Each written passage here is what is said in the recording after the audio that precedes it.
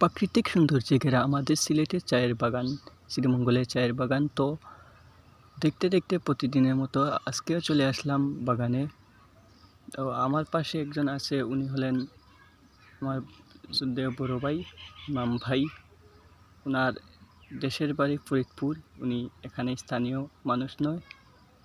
তো ওনার সাথে চাকরি খাতিরে ওনার সাথে পরিচয় হয়েছে। তো আমরা ব্যস্ততার মাঝেও মাঝে মাঝে এখানে আসি, এসে ভিডিও তৈরি করি। তো আজকেও ভিডিও করতে চলে আসলাম চা বাগানের ভিতরে।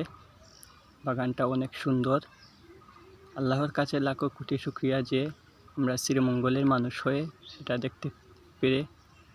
অনেক দূর দূরান্ত থেকে মানুষ এখানে আসে দেখার জন্য। চায়ের রাজধানী সিলেট সবাই জানি। তো একটু হাঁটাহাঁটি করে সামনের দিকে যাব আমরা। আমার পিছনে আমার বড় ভাই ইমাম ভাই আছেন সাথে, ওনার সাথে পরিচয় চাকরির ক্ষেত্রে।